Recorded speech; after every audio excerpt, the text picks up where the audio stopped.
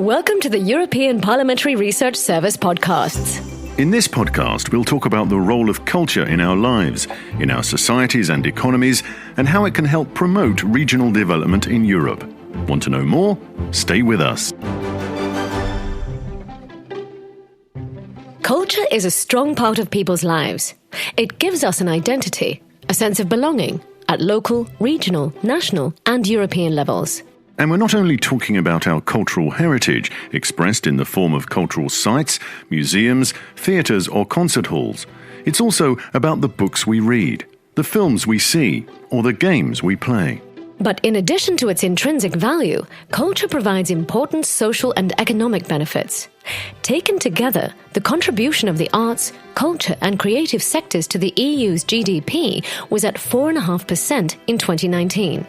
And they create about 3.5% of the jobs in the EU, although many of these were destroyed by the pandemic.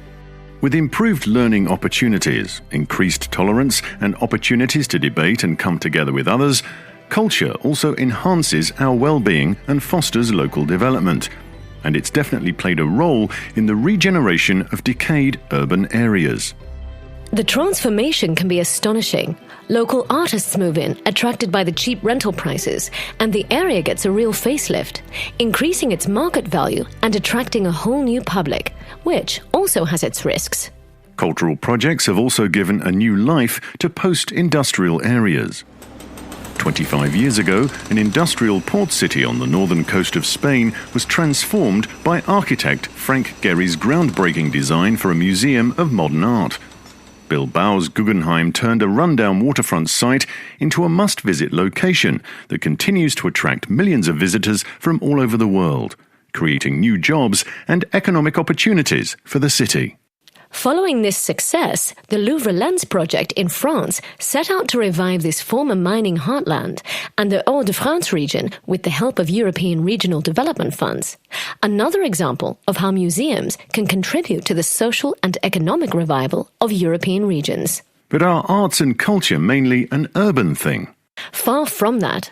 It's true that when one thinks about museums and galleries, one tends to place them in cities. But history abounds with stories of artist colonies, and the cultural potential of rural areas is increasingly being recognized, even if there are challenges and risks, such as the Disneyfication of cultural sites. So, what is Europe doing to promote culture and regional development in a way that benefits all? Stay with us. Even if culture is a competence of the member states, the EU supports them in promoting the arts and creative industries and in addressing their challenges.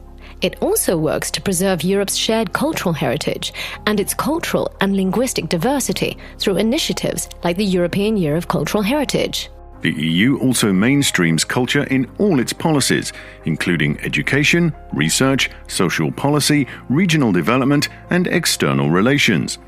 Through programs such as Creative Europe, it supports European cinema, arts and creative industries to create new jobs and open up new international opportunities, markets and audiences.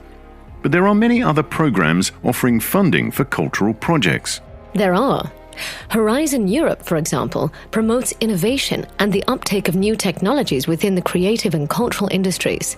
Traditional crafts, for example, can use cutting-edge technologies to develop new products and services, pushing local and regional development. Truth is, many regions and cities rely heavily on cultural tourism, and technology can really help them reinvent it. So SMEs can apply for funds from the COSME program to improve their digital skills and their uptake of modern technologies. Every year, 2 or 3 European cities are chosen as Europe's cultural capitals. This gives an extra boost to local economies and puts the spotlight on local artists and each city's unique cultural wealth. The EU also supports cultural projects and activities through its cohesion policy objectives and funds. Let's hear Magdalena Pazikowska from the European Parliamentary Research Service. Between 2021 and 2027, the cohesion policy funds will distribute almost 400 billion euros among EU regions. A part of it will finance the preservation of cultural heritage, the cultural regeneration of industrial sites, cultural infrastructure such as museums, cultural tourism, cultural and creative sector skills, jobs and businesses, and cultural activities and events. The cultural sector was one of the worst hit by the pandemic. As lockdowns extended across Europe, theatres, cinema rooms, concert halls and museums saw their audiences and their revenues disappear. To help the sector get back on its feet, the EU included culture in its coronavirus response investment initiatives and the REACT EU programme aimed at dealing with the consequences of the pandemic. Let's hear the European Commissioner for Culture, Maria Gabriel. We have worked a lot to encourage member states to consider culture as a strategic investment. And as a result, we managed to achieve at European level more than 2% of this instrument dedicated to cultural and creative sectors, cultural heritage, and this in the national resilience and recovery plans. But the European Parliament called for increased support for culture as part of the post-pandemic recovery efforts. Marcos Ros sits in the Parliament's Culture and Education Committee. We have already achieved the highest budget in its history for the European Creative Programme. Now, the Commission and the Member States have to attend to the mandate of Parliament.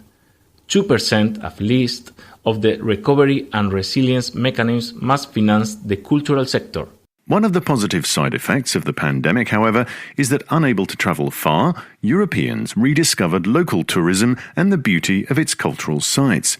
And it's clear that as we emerge from the crisis, culture can help to further strengthen regional development.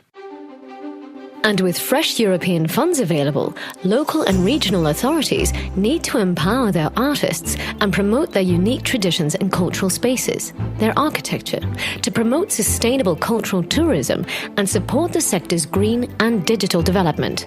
Want to know more? Check out Agnieszka Widuto and Magdalena Pazikowska's full policy brief on the EPRS website or in our app.